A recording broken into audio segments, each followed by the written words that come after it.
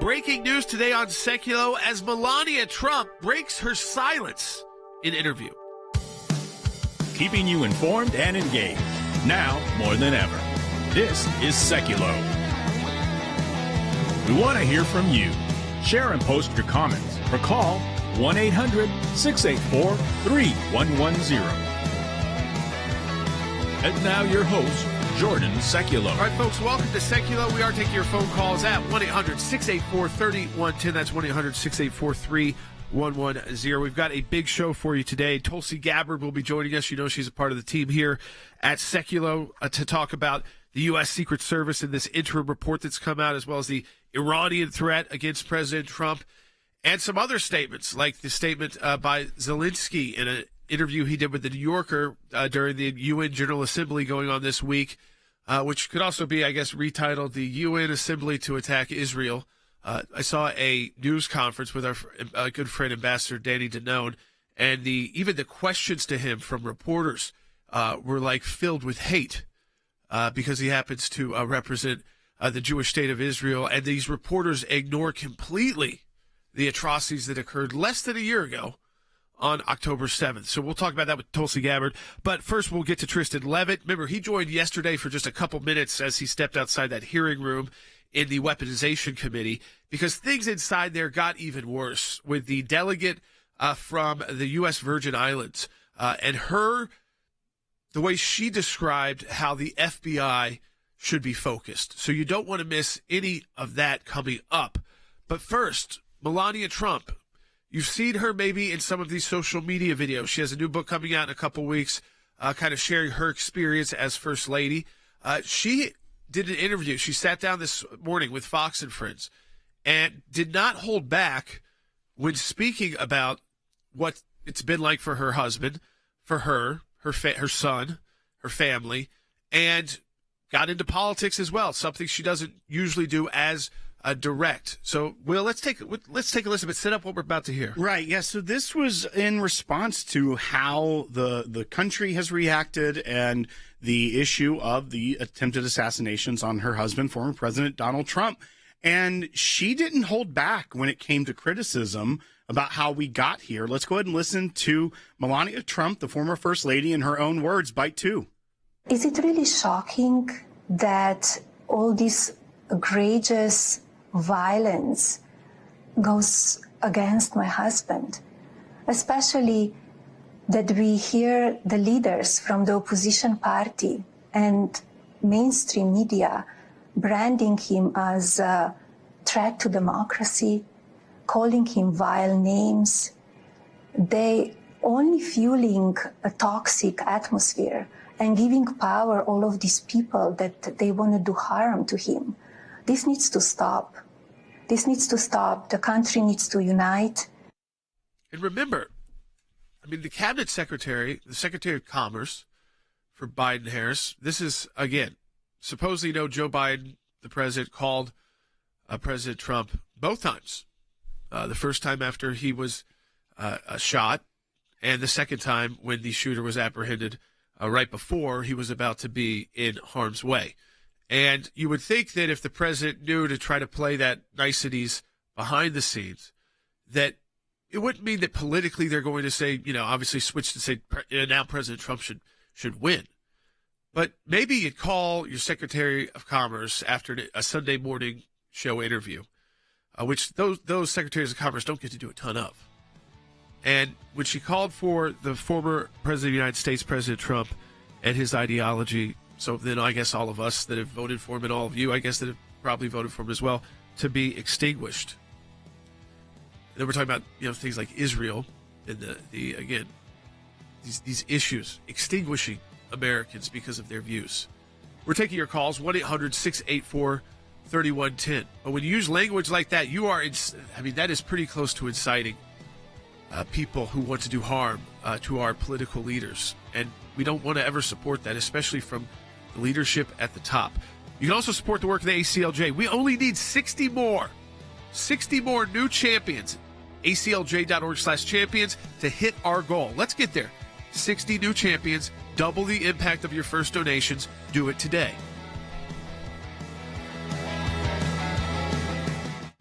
In a Fox and Friends exclusive, Melania Trump is setting the record straight on her life, her family, and the election that's coming up. The assassination attempts, the first one is in Butler, Pennsylvania. And you write about watching the assassination attempt on TV.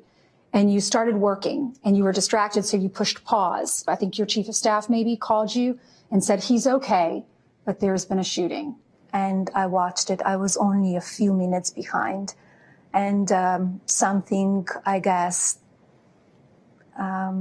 look over me. So I didn't really see live, but maybe, 3 minutes, few minutes later. But when I saw it, it was only, nobody really knew yet. Right. Because when you see him on the floor and you don't know what really happened.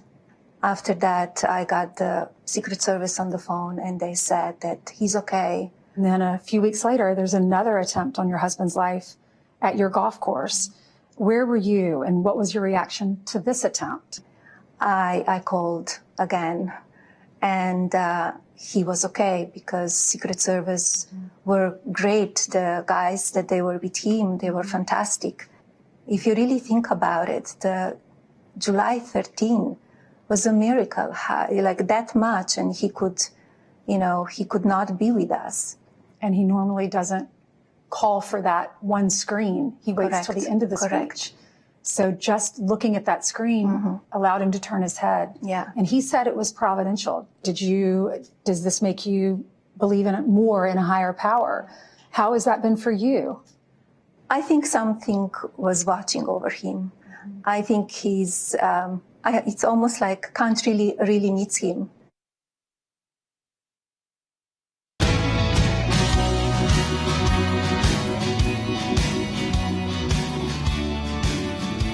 All right, welcome back to Sekulow. We are taking your calls to 1-800-684-3110. We want you to weigh in on this as well.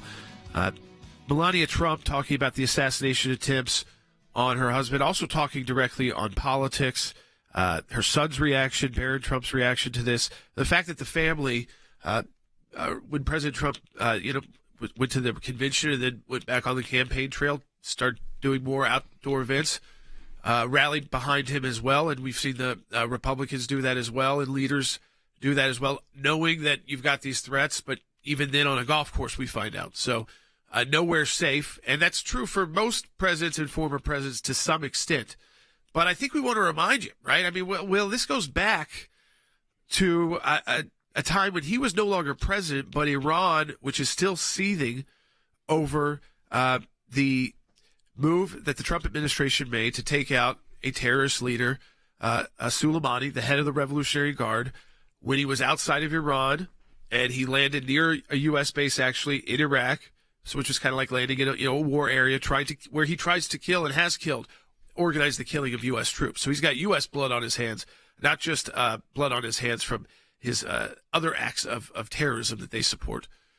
And of course, there's the fatwa put out. We know that about our own Mike Pompeo, and of course, President Trump and some others. And then they produced this video that I want to play for folks because it's eerily, because this is from 2022, eerily similar to that event that almost occurred on the golf course. That's right. So this was posted to the Ayatollah's official website back in 2022. It's since resurfaced. A lot of news organizations have picked up on this. Donald Trump Jr. actually tweeted it out as well.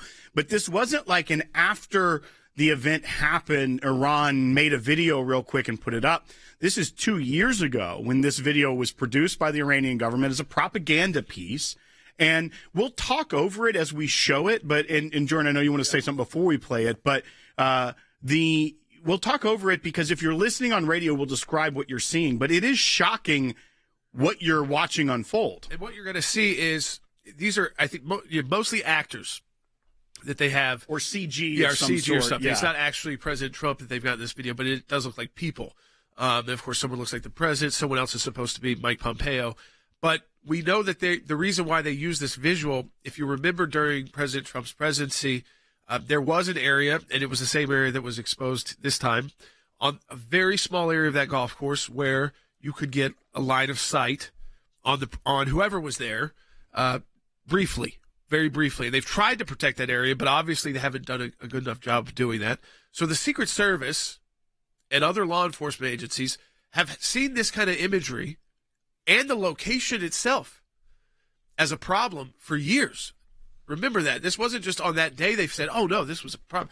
They've known about it for years, and so has Iran. So when you see the video, let's start playing it for folks who are, again, so you're seeing basically is like a drone image over Mar-a-Lago right now. Of course, people can figure out that. These are the places you can see. There were areas like that. It was one tee box where you could, which you're only on for a few minutes, and they have this special drone. Now, this I don't know if Iran actually has or not. I'm probably a little dreaming there. But basically there to go in and what? To kill the president or former president of the United States at the time and the former Secretary of State. And this is the kind of videos they put out and how eerily similar, side of the road, entering in through the fence, getting past the security what that of the individual, golf club. Right, who we know was also motivated by thought that Trump was wrong on Ukraine, even though there's no evidence that somehow he would just support Russian invasions. He just said the Russians actually wouldn't have invaded. So things would have been a lot better for Ukraine because they wouldn't have had an ongoing war with Russia because Putin would have been too afraid to do so. Let's remind people, it's under Democrats only that Russia has taken land from Ukraine. No land was taken from Ukraine under the Trump administration. Crimea was annexed under President Obama and President Biden, and they did nothing. They drew a red line that meant nothing. That's a very important area that was annexed completely by Russia. The other area that Russia now is occupying, which in eastern Ukraine, is a Russian-speaking area where they've been fighting over since the invasion of Crimea. So it's not even as connected to this bigger invasion of Ukraine. And then that president, while you've got this imagery up, got interviewed by the New York Times. And I'm going to ask Tulsi Gabbard about this, too, when she's on with us.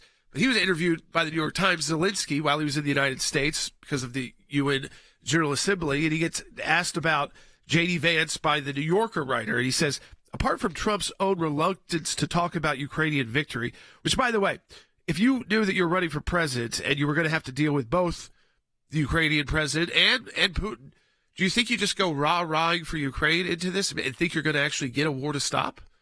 No. You've got to at least make Putin think that there's a good reason for him. That's for somehow he can spin it to his own people.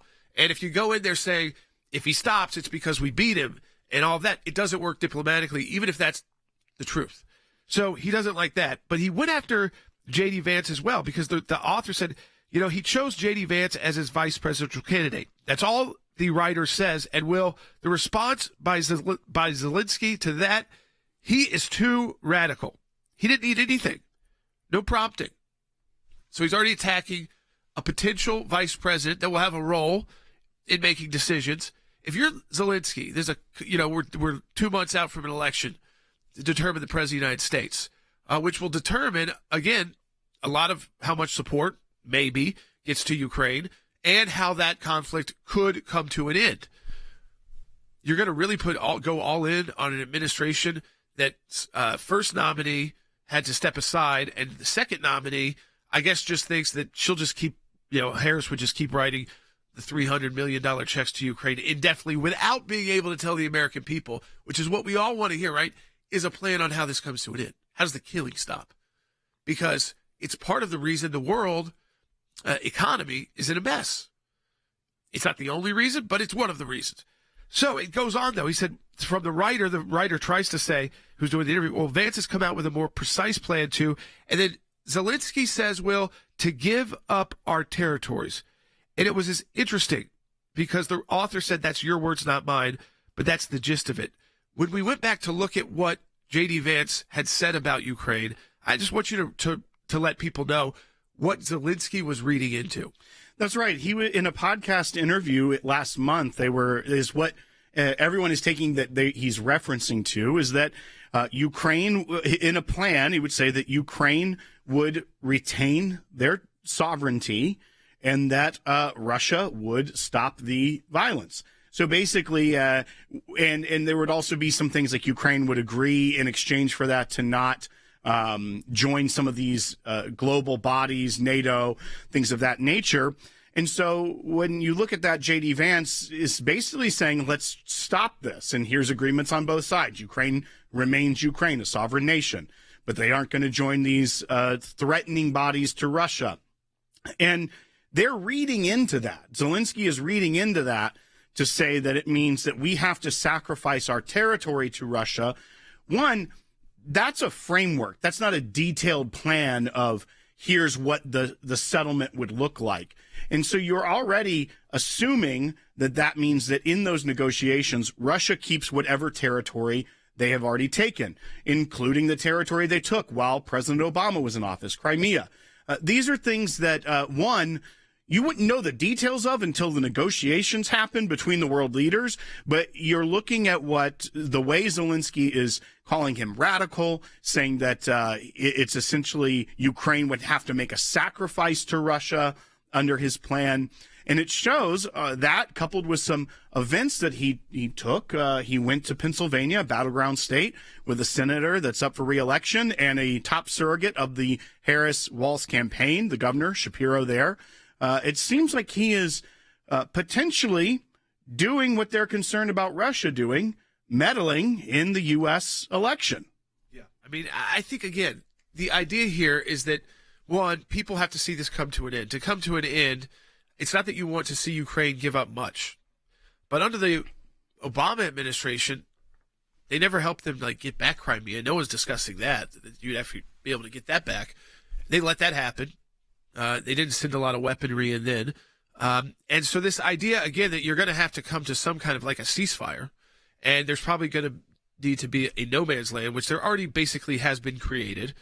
If that's what he's talking about is giving up territory, that's just part of being a leader next to a hostile government. I mean, Israel has no man's lands with Lebanon, obviously now in the conflict with Hezbollah, that both know when they enter can be fired upon, and they do it regularly. They also have one with Jordan, which has been a very peaceful neighbor for Israel in the past decades long. Really, I mean, since the 1973, was it the 80s? It's the 1980s, so most of my life. But there is still a no man's land. So you were going to have that in Ukraine. That's not giving up territory. That, I think, is just giving your people peace and prosperity and the ability to go back to having free and open elections again inside Ukraine. Support the work of the ACLJ at aclj.org. We need 60 more champions this week. It's Friday. To double your first donation, go become an ACLJ champion today. ACLJ. Chairman Jordan, Ranking Member Plaskett, and members of the subcommittee, thank you for the invitation to testify today. When Marcus sat here 16 months ago, the FBI smeared him with the lie that he was a threat to our national security. That lie was repeated here in this hearing room. But 1 year later, the FBI reinstated his security clearance and agreed to restore 27 months of back pay. This amounts to an official admission by the FBI that claims about his disloyalty to the U.S. were false. His clearance should never have been revoked in the first place.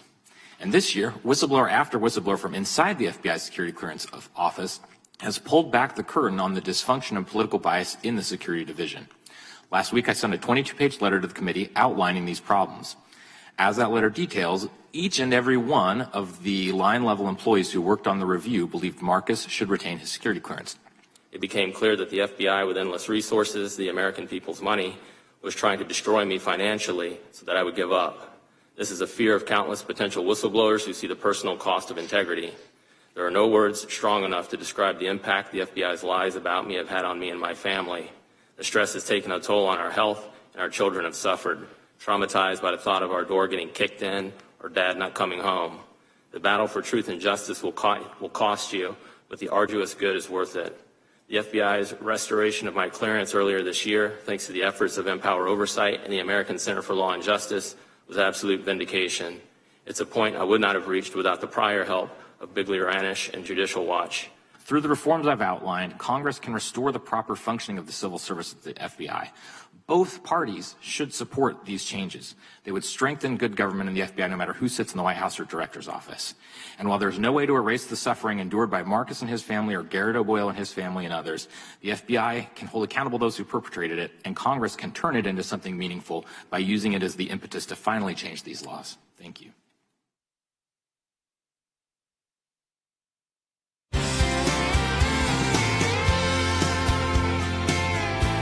All right, welcome back to Sekulow. If you joined the broadcast yesterday, it was great to have Tristan Levitt join us right outside the hearing room where he was participating in a hearing for Empower Oversight, and a client we also represented working with Empower Oversight, who, again, one of those FBI whistleblowers, and who had Marcus Allen in this case, who had this case finally came to a good conclusion, though we did learn the settlement has not yet been honored completely by the FBI. No surprise to a bit, because it's like working with the IRS, or anytime the government owes you money, when you owe them money, you got to get it to them immediately or they're knocking on your door. But, Will, this was interesting because, just to set it up for folks, what they're hearing and seeing is when you have a successfully defended whistleblower, you learn a lot more. And we'll ask Tristan about it, but I thought the hearing was interesting. That's right. Yeah. So this was before the Select Subcommittee on the Weaponization of Federal Government. It's a subcommittee of the House Judiciary Committee. And the hearing was a hearing on the weaponization of the federal government, and it will examine how the Federal Bureau of Investigation has used its security clearance adjudication process to purge its ranks of conservatives and whistleblowers and unlawfully punish those with views contrary to FBI leadership. And Tristan, I thought it was great to have you there, who is does great work with Empower Oversight to protect whistleblowers and try to strengthen the laws protecting whistleblowers in this country, but also to have Marcus Allen, who, because of his administrative appeals and lawsuit against the FBI, was actually one of the more quiet. We hadn't heard a ton from him other than that very first hearing, because of the process that he was under, but getting to hear the ordeals he went under directly from him before that subcommittee. Yeah, his testimony was very powerful. And in fact, after his opening statement, I was glad the camera wasn't focused, because I was really kind of wiping the corner of my eyes. I'm glad it wasn't focused on me. But, you know, he did go through a lot, and he's not out there on social media like Garrett O'Boyle is, like Steve Friend. So his perspective is maybe more of a mystery to the public. But this was really a chance for, you know, everyone to see his vindication. When he was before the committee a year and a few months ago, the FBI had smeared him as a threat to national security. So did the ranking member of that subcommittee. And, you know, now he's had his security clearance reinstated, and the Inspector General produced a statement which did not get as much focus. Of course, your opening statement that you deliver for the committee has to be cut down to 5 minutes. Horowitz submitted a very lengthy statement for the record that details all of the issues with Marcus's case. And I really wish members had dug in more there, because it really highlights a number of the problems that we saw from the security division. And, you know, some of the questions trying to get at that didn't quite land. So there's some really good information that I think didn't quite make its way out from what Horowitz had to share with the committee.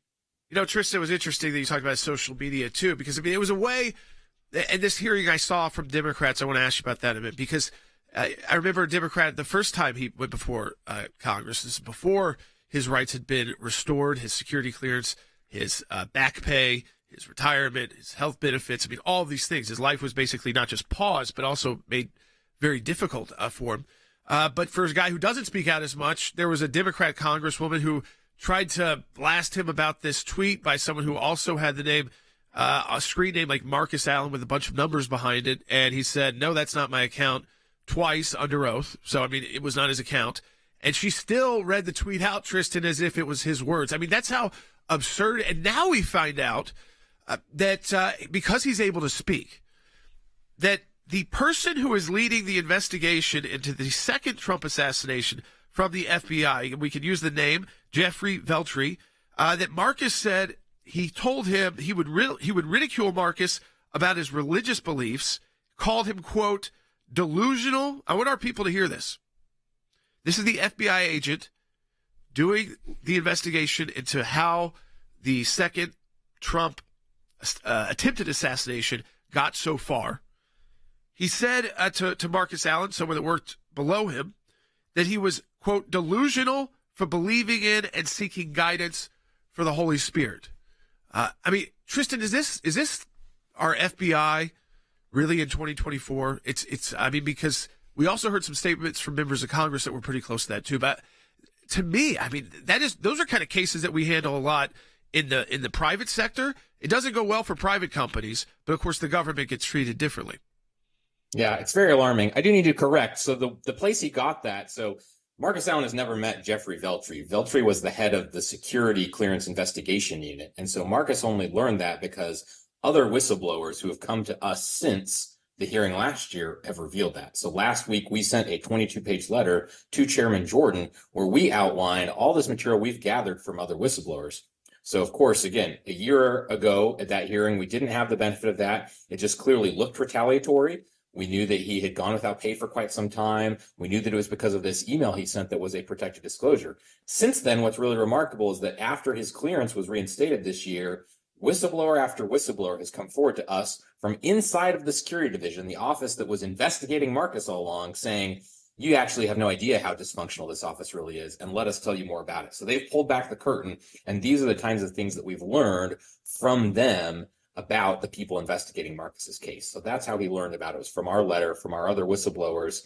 And, you know, it is clear that even Veltri was just a symptom of a larger problem at the FBI. People have seen the so-called Trump questionnaire that we released earlier this summer from a different client of ours. And, you know, it's clear that the whole entire office was focused there on, you know, people that had views that were out of favor with the FBI. One of the things that I wish Inspector General Horowitz had been asked more directly about yesterday is that his office confirmed what we'd shared before, which is that when Marcus Allen was first referred to the FBI's so-called insider threat office, that office came back and said that because he had hesitancy about the vaccine, that made him a potential insider threat. And the Inspector General's report added, you know, the statement for yesterday added in there, all that Marcus said was, I'd like to see more data before receiving that. So the Inspector General himself highlighted this was a perfectly reasonable view for someone to express that, and yet that's what the insider threat office at the FBI had labeled him a threat for. So these are the kinds of things we're battling in the modern FBI of today. Give people a sense, too, of how Democrats, like the ranking Democrat on the Weaponization Committee, Congresswoman Stacey Plaskett, who's a delegate from the Virgin Islands, this is what she took her time to say where the FBI should be focused. Take a listen, folks. What is the point of this subcommittee? Because it's necessary for the public and the media to hear, to try and provide cover for the eradication of the Department of Justice and the FBI. We are having these hearings so that you become immune. You become inured to the notion of the removal of the FBI and DOJ, so that those agencies are no longer there to serve as a check against white nationalism, great replacement theorists, Christian nationalists, white fragility, fascists, and the twice impeached convicted felon, former president and would-be dictator Donald Trump. Tristan, if that is what the ranking Democrat thinks that the purpose of the FBI was there for, does that prove the reason why this hearing needed to take place right there? It's hard to say. I mean, again, the reality is we need the FBI to be something that people can have trust in. And clearly she has a whole bunch of things that she wants the FBI to be focused on, and other Americans have other things where they'd say, no, you're talking about attacking us and our beliefs, right? So we need the FBI to be above the fray for all of this. We need it to be something that can be respected, and that can't happen until they clean house at the FBI. The FBI is not the thought police. I mean, you don't have to agree with any of those statements she made or any of those movements, but if they're just theories or ideas that people have, that's a waste of the FBI's time if it's not linked to actual criminal activity, which I didn't think thought was. Support the work of the ACLJ. Thanks, Tristan, as well, for Empower Oversight at ACLJ.org.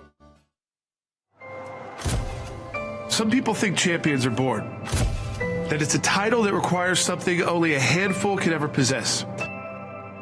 There are times in our lives that we are called, every one of us, to step up and serve a cause greater than ourselves. Even when the loudest voices in the room say it's wrong, that it can't be done. It can be a difficult stand, but it's one any of us can make, including you. You can be the change. You can make that difference. You can be a champion. We cannot do what we do without you. By becoming a monthly donor, you can become a champion of life. A champion of liberty, a champion of freedom. Please join us. Become an ACLJ champion today.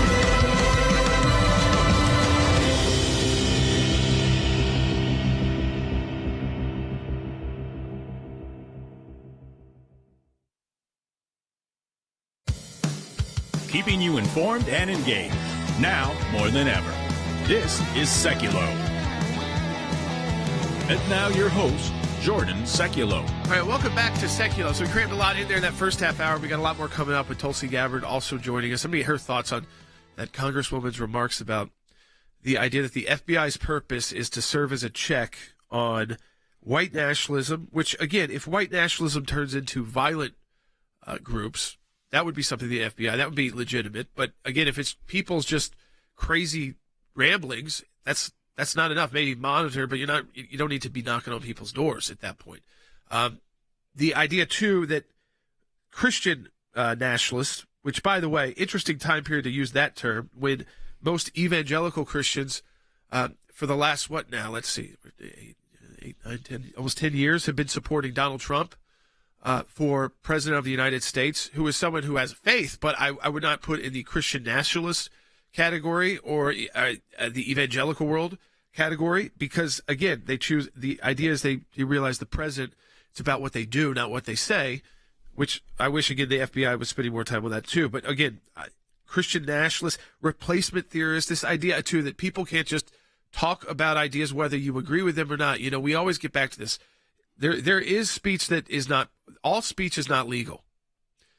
Speech that incites violence, but those are very hard to draw lines. That's not easy to draw. So the FBI even drawing those lines, it's usually courts, and prosecutors determining, is this even enough for me to take this to court? And if there's no actions that go with it. But you don't have to like all of this speech that they're talking about. This speech is still, for the most part, would be protected by the way she just went through it. I mean, white fragility isn't even speech, Will. It supposedly is white people being afraid to talk about racism. I mean, we're not afraid to talk about any topic here, and Lord knows with BLM and all of those issues, I think there were plenty of white people on both sides talking about issues of race. There always have been. It's something our country's had to deal with for its entire history, and we still are dealing with it, and to always try to make the country a better place. We're humans, so we have to constantly strive for that. But that's right. That's weird because that's a non-action. Why does the FBI need to watch a non-action? White fragility was defined out of the book by Robin DiAngelo of the same title as a multiple forms of white defensiveness when responding to claims of racism. And I understand that that's a topic that is very flushed out within the intellectual left at this point. But why this delegate from the U.S. Virgin Islands felt like that was a necessary thing to include on her laundry list of things that we need the FBI and DOJ there to serve as a check against, a check against someone's social reaction that is theorized by a scholar in a certain field, is something that the FBI and the DOJ need to serve as a check against? That's what she literally said. Fentanyl into our country, which is the number one cause of death for young Americans between the ages of 18 and 35. The number one cause of death. That's what the FBI is supposed to be focused on: breaking up, transnational criminal organizations and terror organizations. And of course, if there are plots and people who may have beliefs that then turn those beliefs, you can take any belief and turn it into an action which could be criminal that can be prevented. Fine. But she just listed some things that don't even have action with them. It's just being quiet. Other parts is people like a fascist. And then she calls him former President Trump who wants to be dictator Trump. So again, he's there's only been 2 attempts so far that we know of. What do they want to do here? It's not hard to come to the conclusion about what they're encouraging by using their speech, protected speech, as a member of Congress. We need you now more than ever. Folks, I mean, think about this, because they're talking about you. They're saying the FBI needs to be there. They always throw it in there to be a check on you Christians. We got to watch you. FBI should not be a check on our religious liberty and our religious freedom. I mean, this has gone haywire, folks. It's why the ACLJ exists for you. We're fighting those battles every single day, but it's because you provide us with the resources to do it. Donate today. I can't think of a better day or a better reason. You're seeing it outright. They're saying it in public. ACLJ.org. We need your help. We need your donations. This latest statement by President Trump, because it has been confirmed, I would just want to make sure, keep underlying that to you. This is not just something President Trump is saying based off discussions on the news. He was specifically briefed by the Office of the Director of National Intelligence. A spokesperson for that office confirmed that happened on Tuesday evening, that there was a briefing, and that the intelligence officials have identified continued and coordinated attacks that have heightened in the past few months, and law enforcement officials across all agencies are trying to ensure President Trump is protected and the election is free from interference. These are real and specific threats from Iran to assassinate President Trump in an effort to destabilize and sow chaos in the United States as we prepare for, of course, an election, which we are getting closer to. And people are already starting to vote in more and more states every single day, Will, which is, again, I think people have seen, they've seen the way President Trump is having to give public remarks with the bulletproof glass around it. And one of the narratives I've seen kind of from the left is Trump isn't doing as many rallies as he did in previous elections. Well, I wonder why. Because this is the most important time. But what's happened at one of a major rally in Pennsylvania, in a battleground state? There was an assassination attempt, and then there was a second assassination attempt. And he has heightened security now. I wonder why there aren't as many rallies happening. Exactly. That's the ones that the security world and intelligence world can't hide from the American people. I don't think it would be good for the country probably to know how many of these get to a certain point, like they say, these are real, these are specific threats, and that have been prevented because of that, from getting from the idea of being a real and specific threat to one that is, on scene, that has to be prevented, by an agent who's actually with President Trump.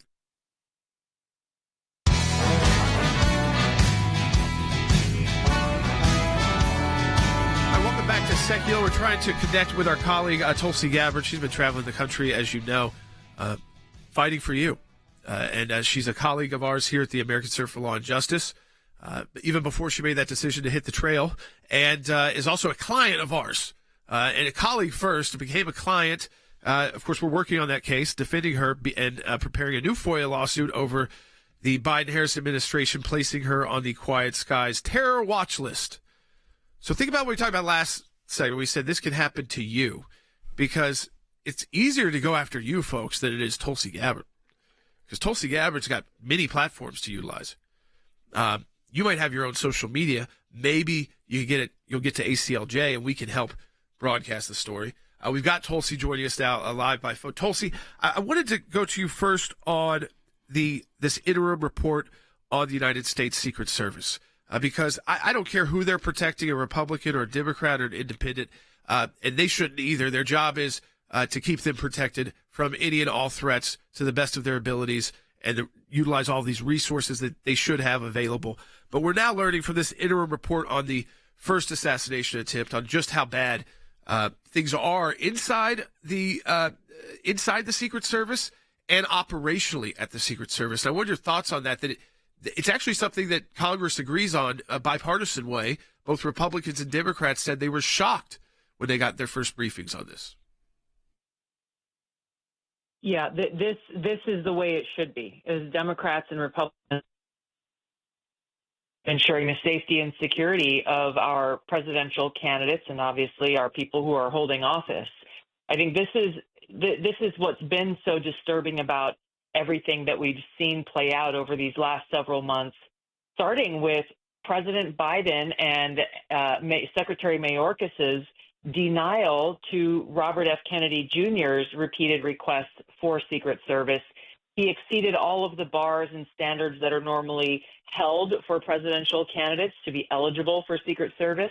He presented multiple times evidence of direct and very valid threats on his life, multiple break-ins into his home. And yet over and over and over again, the Biden-Harris administration denied him a Secret Service detail. And it wasn't until the first assassination attempt on President Trump's life, which is crazy that we have to number them at this point, that they finally agreed to provide RFK Jr. with Secret Service. So I mention all that as to say, I find it hard to believe. And oh, by the way, Democrats in Congress were standing by the Biden-Harris administration and denying Bobby Kennedy's Secret Service. So for them to now feign surprise and disgust at the Secret Service's failures is trying to detach them away from the Harris-Biden administration and their cabinet and members of Congress, their direct culpability in playing politics with these candidates' lives. That's what it comes down to. A recent Rasmussen poll, and there are so many layers of evidence to this, a recent Rasmussen poll showed that nearly 30% of Democrats wish that the assassination attempt on President Trump's life was successful. This is the mindset and the culture that these Democrat elite have created within their own party that is so, I mean, to say it's dangerous puts it lightly, but also it's where I'm highly skeptical now that there is undeniable evidence being put forward by the Secret Service or about the Secret Service's failures that Democrats are now saying, oh my gosh, this is unacceptable. I don't buy it, quite frankly, because they've been part of the problem now for a very long time.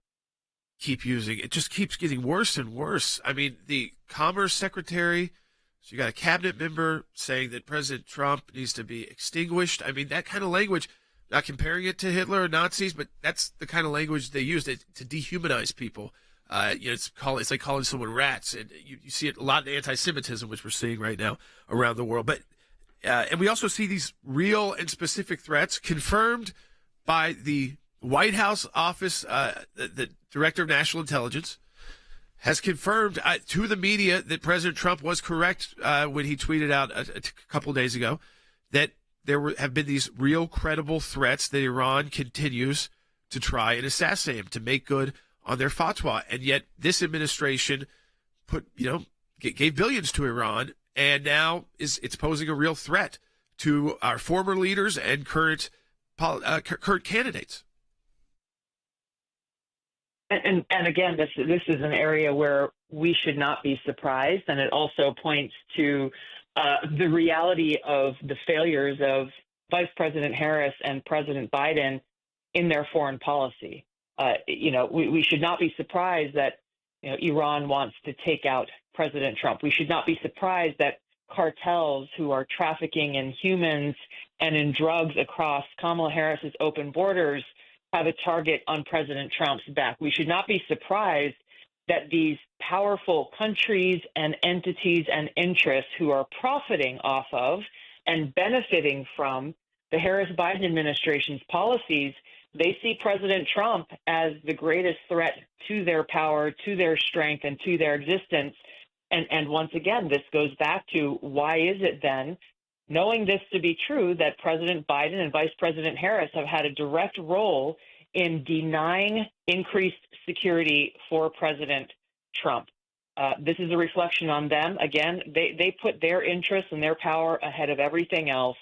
And when we're making our decisions in this election about whose leadership we want and we need in our country going forward, President Trump's record speaks for itself. Iran was drained of resources and weakened, unable to continue growing their nuclear weapon capability, unable to continue providing the kind of bolstered support to terrorist groups like Hamas and Hezbollah that we've seen them do over these last 4 years. It's no wonder they want to take him out, because under Kamala Harris, they know that if she's elected president, they will get richer, stronger. They will increase their ability to threaten Israel and the United States and the world, and they will continue to support terrorist organizations. That's the world that we will live in under Kamala Harris, and you don't have to take my word for it. We can look at the last 4 years to know that that's true. Tulsi, you're no stranger to the weaponization of bureaucracies, as we've talked about the quiet skies issue that we are dealing with.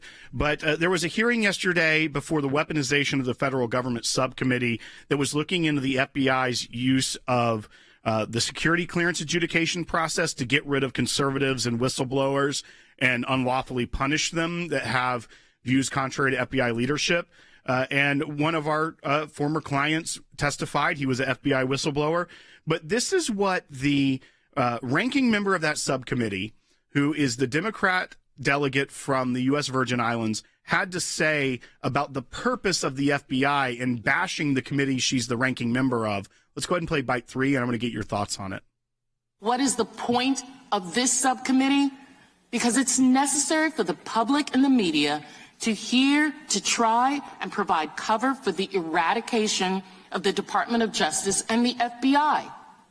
We are having these hearings so that you become immune. You become inured to the notion of the removal of the FBI and DOJ, so that those agencies are no longer there to serve as a check against white nationalism, great replacement theorists, Christian nationalists, white fragility, fascists, and the twice impeached convicted felon, former president and would-be dictator, Donald Trump. So, Tulsi, this delegate thinks that that is the purpose of the DOJ and the FBI. You there, Tulsi? We'll try to reconnect. Hearing her list out all of the things that the FBI, in her mind, is supposedly responsible for is a joke. The blind faith that now Democrats supposedly have in these institutions that for decades, historically, the Democrat Party has called out injustices and unfairness and bias and weaponization of these entities against people like Martin Luther King. And so now to have them so blindly all of a sudden throw their faith and confidence behind these public institutions, Department of Justice, the FBI, and the national security state is quite frankly laughable, and it shows their hand in how they are trying to politically maneuver. It is every representative's job to exercise oversight over these federal agencies. That is literally the job of a member of Congress. They should be critical thinkers and ask the tough questions. And the fact that these Democrat leaders are unwilling to do so shows that they are trying to cover up what is so very obviously the weaponization of these agencies against their political opponents. And they've shown their hand that they want them, the FBI and the Department of Justice, to carry out the radical Democrat agenda to racialize everything and to do their bidding, quite frankly, which is exactly what the leaders of today's FBI are doing. And Tulsi, we always appreciate this, but I think we saw with Quiet Skies putting you on this terror watch list is to scare other Americans from even getting involved in the process, from putting the yard sign up, from talking about politics, even when it's close to the election, maybe even from voting, but certainly from getting involved in grassroots activity. If you think that you're going to have the FBI come knocking on your door because of thought police crimes now, that someone talks about some replacement theory and that suddenly, that's going to require the FBI, monitoring you or even coming to your door. This is to chill speech. It's unconstitutional. It's wrong to chill our political rights as well. But this is where, like Tulsi said, they're going. They're giving this blind faith to. Support the work of the ACLJ. We're defending you. ACLJ.org. Donate today. We'll be right back. A statement yesterday, which I thought was very unique. I saw it was on X. It was from Prime Minister Netanyahu, and it was made, I think, about 12 to 15 hours before Israel increased its operations in Lebanon, deeper into where it wasn't just kind of Hezbollah safe houses, but where ordinary folks might live. And it was a warning that said, if you're getting the phone call, if you're getting the text from us, if you're seeing the leaflet and seeing this information, you're in danger. You have time to leave, but you need to do that immediately. Go north. And we saw then, you could see it because of the media that is there, the logjam of cars that took those warnings seriously from Israel. But it does show, again, it underscores the difference of dealing with the state of Israel. Israel is trying to preserve life. Now, when Israel does this, let's understand that, of course, Israel's critics, which are numerous, are saying they only gave them 2 hours. I mean, what other military does this? They're saying you have 2 hours to leave, meaning they know that terrorists are also going to scramble. They know that they may have to fight them again elsewhere, but they also know that not unlike what we saw in Gaza, and maybe to a different extent, though, Hezbollah has dug into these neighborhoods, to these areas where civilians live. They have not only ammunition caches, they have launching sites. There are terrorist headquarters that are throughout these areas. And so Israel's warning the civilians to get out, knowing that the terrorists will leave, but also knowing that the infrastructure there is vital to wage this war, because the kind of stockpiles that Hezbollah has of Iranian weaponry can reach, and we're already beginning to see it, very deep into Israel, very highly targeted and extremely dangerous, and including, we don't know the extent of non-traditional warheads and capacities they have, chemical, biological, other weaponry. These people will do anything. They want to murder as many innocents as they can, and that's the war Israel's fighting.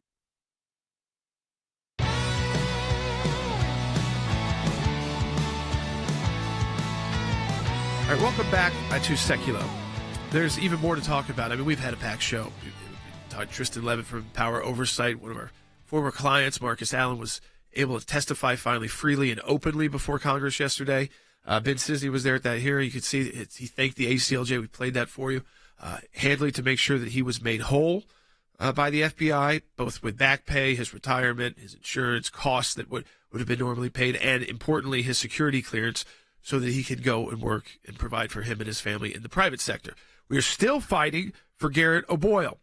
We just filed a FOIA lawsuit seeking a demand letter to Congress and are preparing for oral argument in federal appeals court to defend whistleblowers. That specifically is Garrett O'Boyle, who has talked about that if you say anything that questions FBI leadership, just to make sure you're crossing all the T's, dotting all the I's, not because you even agree. Just look at all the theories, look at all sides of the coin before we come to a major conclusion, and then leave those to a side if they could also be part of a problem, right?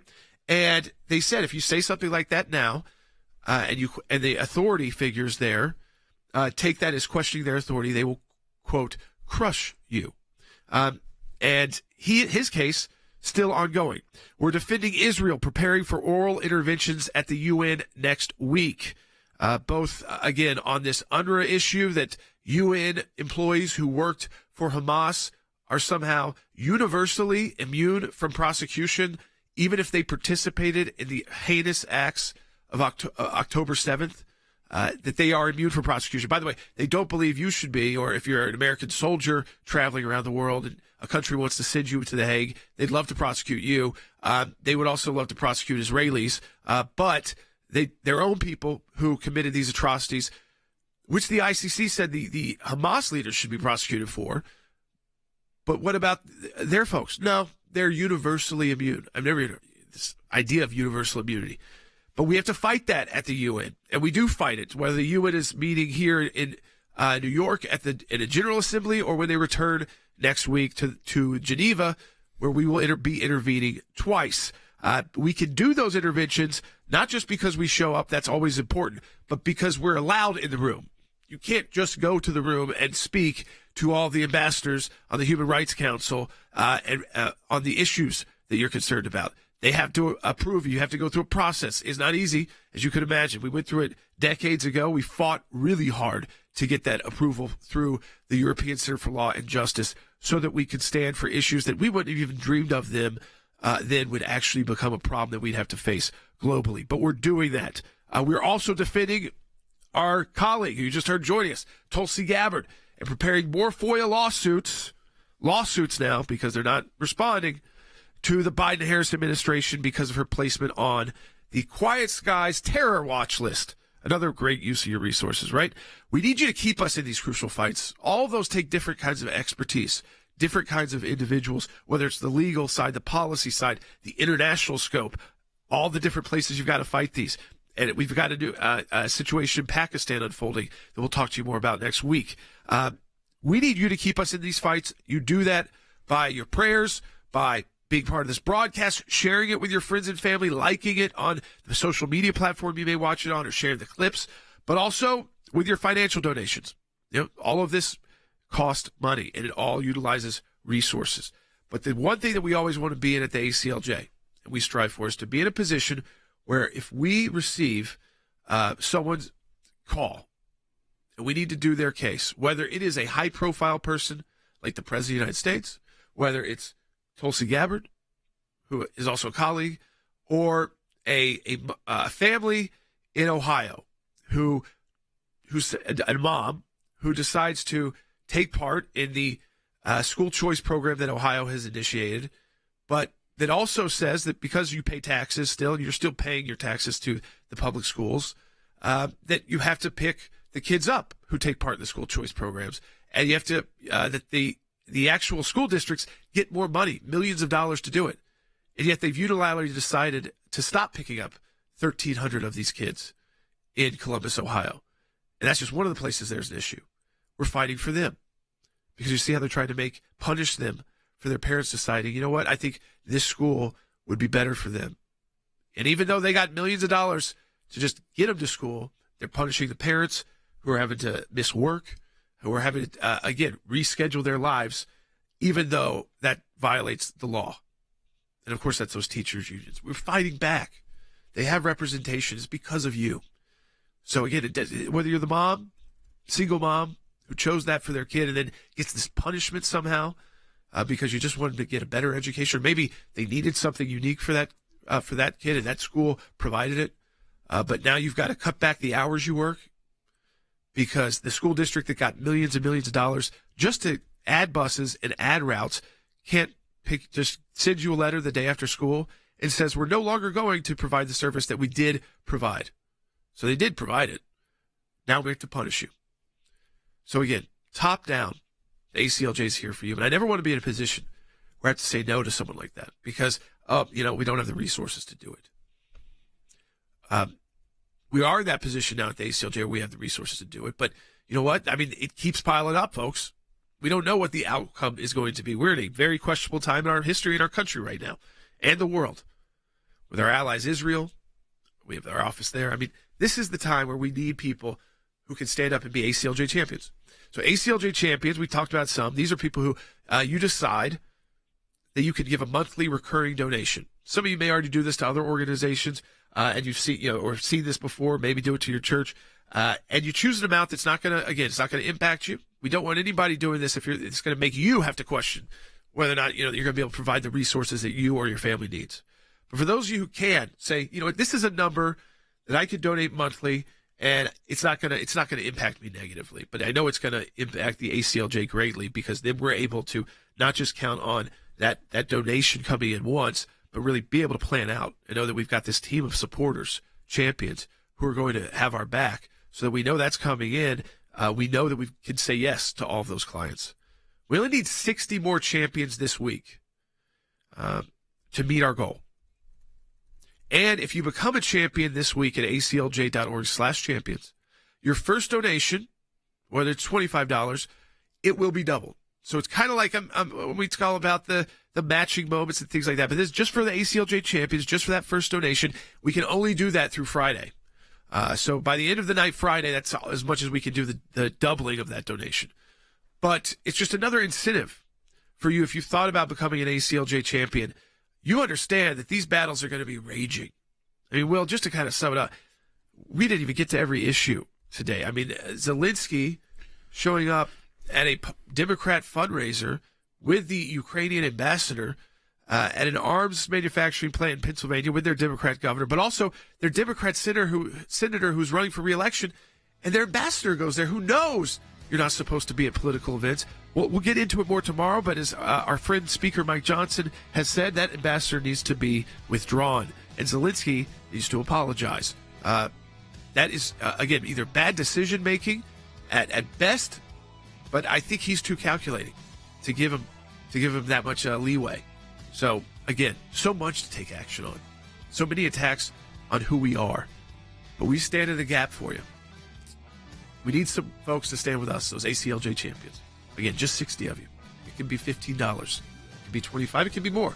And if you do it these next 2 days, this first donation will be doubled. Whether it's for the mom in Ohio, or Tulsi Gabbard, or the FBI whistleblower who pay stops for 2 years, we're there for them because you're there for us. ACLJ.org/champions. Donate today and join us.